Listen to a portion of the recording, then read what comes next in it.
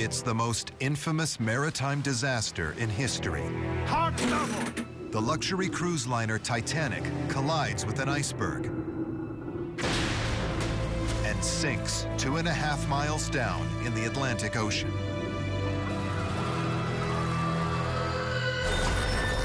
Explosive new research suggests that there was more to this disaster than previously thought. I became aware that the weather could hold the key to unlocking what really happened the night the Titanic sank. New revelations show that mysterious forces of nature were at work. Iceberg, right ahead. That the weather could have had the power to make the iceberg disappear. Around the world and throughout time, weather has played a part in the fortunes of mankind. Violent events in our planet's atmosphere have transformed history. These are the stories of weather that changed the world.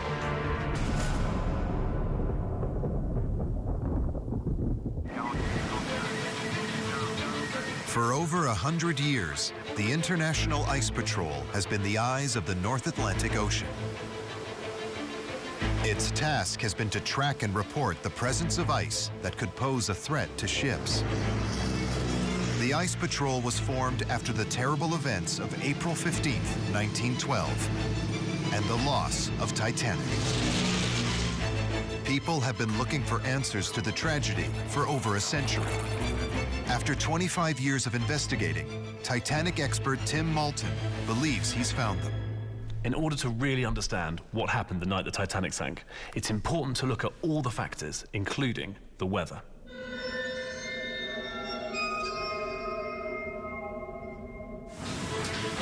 The story starts in 1909, 3 years before Titanic set sail. She is under construction in a shipyard in Belfast, Northern Ireland. Competition is fierce.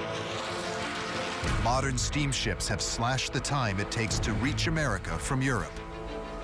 As the shipping company White Star Line builds Titanic, they plan to change the rules.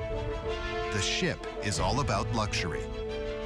There are faster vessels, but Titanic will let you sail to America in comfort, style, and safety. She is thought to be unsinkable. Beneath the waterline, her hull is divided into 16 separate compartments. Even if 4 of these are breached, the other compartments will keep the ship afloat. It is claimed you could cut Titanic in 3, and each piece would still float. By strange coincidence, as the great ship is being built in Belfast, over 1,500 miles away in Greenland, Titanic's nemesis is born.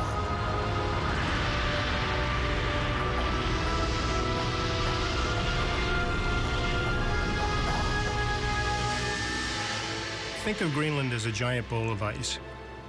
The ice is formed from many tens of thousands of years of snow falling on Greenland and compacting, and the ice moves down through the valleys towards the ocean.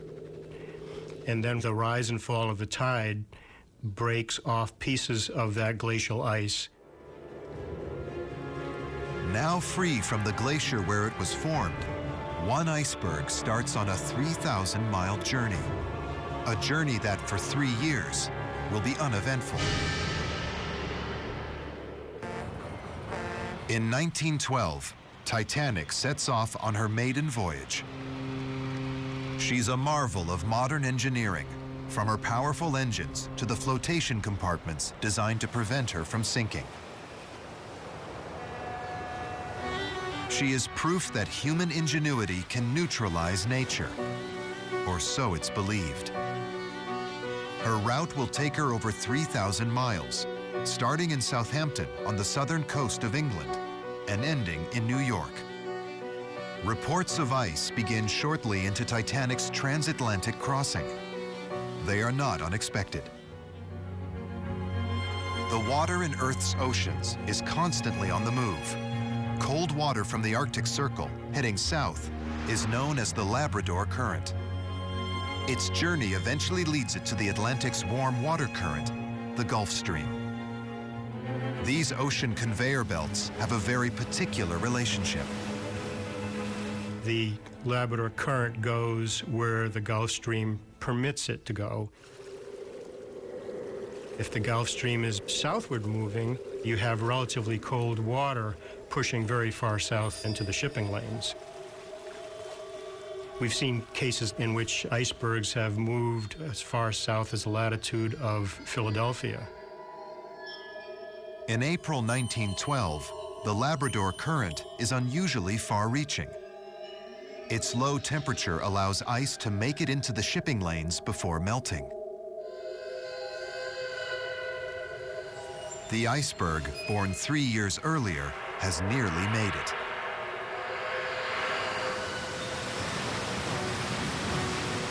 Titanic's captain is well aware of the damage ice can cause, but he is not overly concerned. His ship is fitted with the most advanced communication system of the day. The Marconi Wireless can transmit messages to land stations and other ships within its 500-mile range. Its operators are trained to send and receive weather and ice warnings so that ships can alter their course if needed. More reports of ice come in throughout the second day and into the evening. The ship has men on constant watch. They are reminded to look out for a certain type of iceberg. The smallest end of the iceberg scale, which we call growlers, might only be 10 meters in length, can still inflict severe damage on a ship.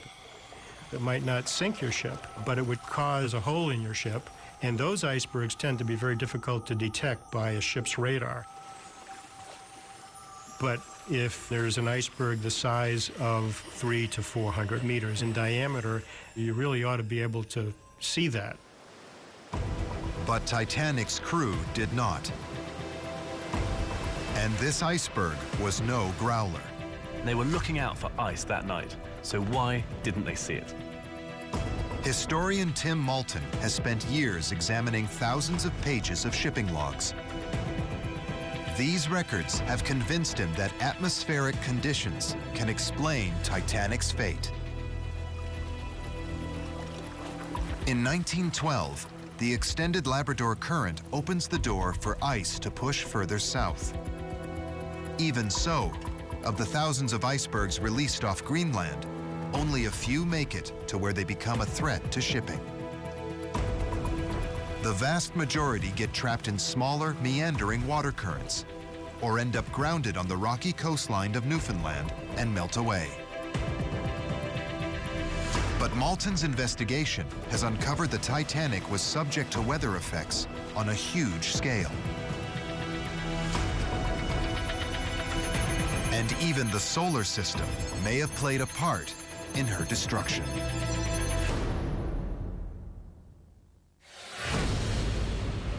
On April 11th, 1912, Titanic sets sail from England to New York. She will never make it. Hot trouble! And it's because of the weather.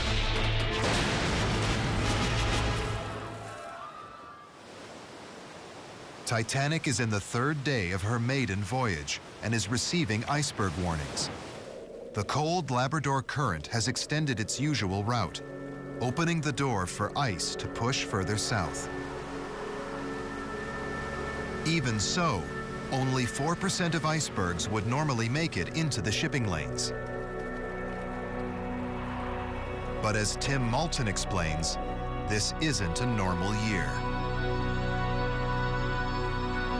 If we imagine that this light here is in fact the sun at the center of our solar system, and this apple is the Earth. Now, the Earth orbits the sun, but it doesn't orbit in a complete circle. It orbits in an elliptical shape, like an egg. And what it means is that sometimes the Earth is very near the sun, and sometimes it's much further away. Now, similarly, the moon orbits the Earth elliptically as well. Now, in January 1912, the sun and the Earth and the moon were in perfect alignment. But not only that, they were the closest they had been for 1,700 years. That created a super high tide. which refloated all of the icebergs grounded along the coast of Newfoundland and sent them down into the shipping lanes. So in 1912, there were many more icebergs than normal in the shipping lanes. But large ones should still be easy to spot for an experienced crew. The real problem is not the icebergs. It's the air. As the day draws to an end, there is a sudden change. It becomes strangely cold, even for these northern latitudes. The ship has sailed into the cooler waters of the extended Labrador Current, over 400 miles from land. Titanic sank right here at about 40 north, 50 west. And here it was 1,039 millibars of pressure. And to put that in context, that is the highest pressure anywhere in the northern hemisphere at the time. This area of extreme high pressure means it is a perfectly still night. The effect combines with the cold water current.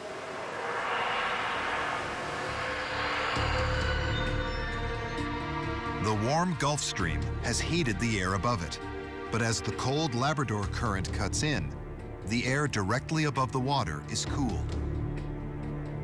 The calm conditions mean there is no wind to mix the warm and cold air above the water. Instead, the warm air sits like a cap on top of colder, denser air, sealing it in place. A temperature inversion. Temperature inversions are actually not uncommon. They are often accompanied by a layer of fog. They are often found in the Arctic Circle or where water is very, very cold indeed. But the night the Titanic sank, the temperature inversion was so strong that it created an unusual phenomenon called a superior mirage.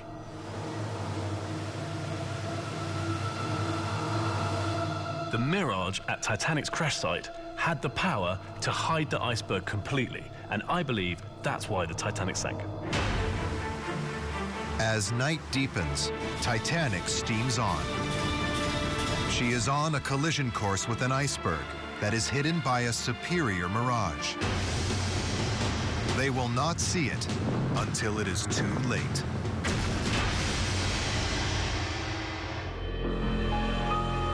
April 14th, 1912. RMS Titanic sails on its way to New York from England. The crew are aware that they are in iceberg-infested waters. Lookouts strain their eyes to spot them. There is no moon. The captain knows that this makes icebergs harder to spot, but there is no cause for concern. He steams ahead, Steady as she goes. confident that the course is unobstructed. He's wrong. And a leading Titanic expert believes he knows why. With all this data, I looked into how all of these elements could have affected the disaster, and what I discovered was astonishing. Titanic is sailing through waters where a layer of warm air is sitting on a layer of colder, denser air. It has created a temperature inversion. And this, Tim Moulton believes, has caused a mirage that has the power to hide a giant iceberg. To find out how this optical illusion can occur, the temperature inversion is recreated on a laboratory scale. Water takes the place of air.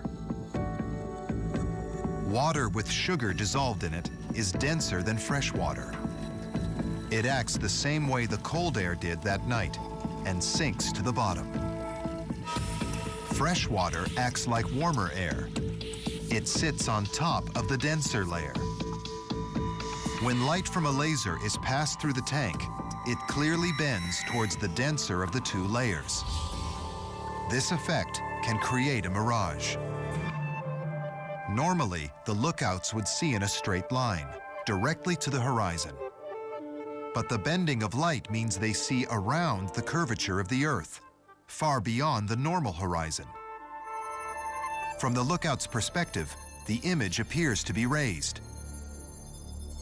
A false horizon has been created, far higher than normal. On Titanic, the lookouts see a mysterious haze at the horizon. If Tim Moulton's theory is right, it could be the mirage deceiving them. They were maybe looking 80 miles plus, and that depth of clear air was actually scattering light, and that's the haze they could see. Without moonlight, the only chance lookouts have of spotting an iceberg would be to see its silhouette against the stars. The mirage has a dangerous effect. With a raised horizon, the iceberg would no longer be silhouetted against the stars, but is lost in the darkness of the elevated sea. The iceberg could have simply disappeared. You hear about huge destructive storms at sea, but the night the Titanic sank, it was absolutely calm. But these elements coming together meant that it was deadly calm. This deceptive trick of the weather is easier to see in daylight. In normal conditions, a cargo ship is easily recognized. But in a temperature inversion, things can look very different. A mirage effect distorts the image and creates a towering horizon. Testing showed that the 45,000-ton ship would take half a mile to come to a stop when sailing at full speed. By the time they saw it, the iceberg was less than a quarter mile away. Iceberg, right ahead. With this mirage masking the deadly iceberg from view, the lookouts didn't stand a chance.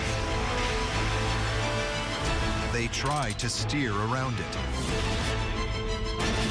but it is just too late. Titanic is doomed.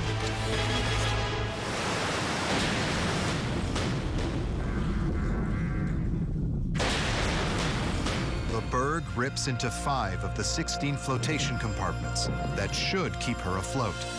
It's too much for the ship to handle. It will take only 2 hours and 40 minutes for her to sink. All right, there's no need to panic. Go one at a time into the light. Now passengers face the awful truth. Women and children only. White Star Line have economized by halving the number of lifeboats she can carry. Desperate passengers find life jackets and jump into the water. Almost all that do are dead within the hour. Before long, Titanic is swallowed by the sea.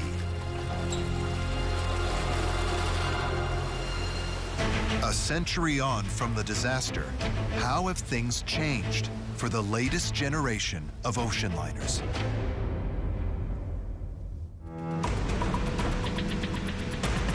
In April 1912, Titanic hits an iceberg and sinks in the Atlantic Ocean.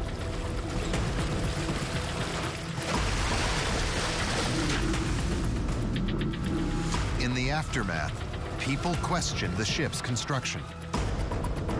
But Titanic expert Tim Moulton thinks this wasn't the problem. Titanic was actually one of the safest ships ever built, and even a modern liner, if she'd suffered the same damage as Titanic, would have sunk. The greatest lesson learned was that ships should carry enough lifeboats for all passengers. The biggest tragedy for the Titanic was not that she hit an iceberg, it was that there were not sufficient lifeboats for all souls on board.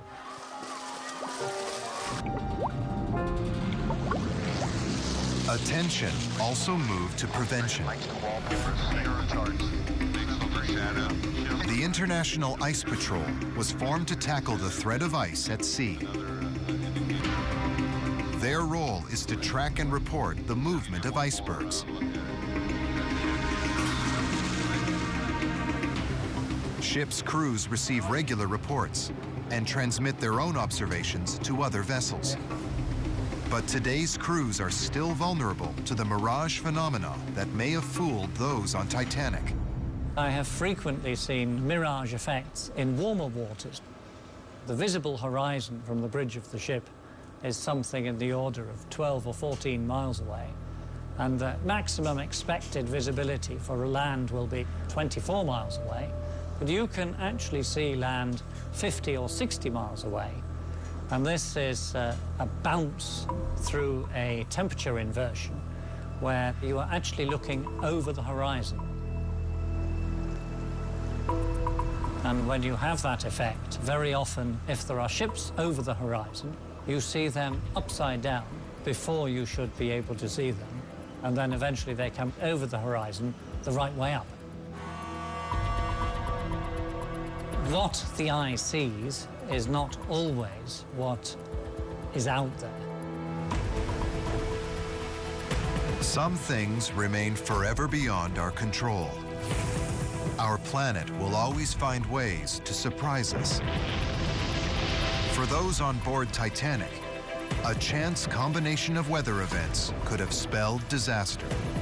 A mirage caused by a temperature inversion, an illusion that changed the course of history.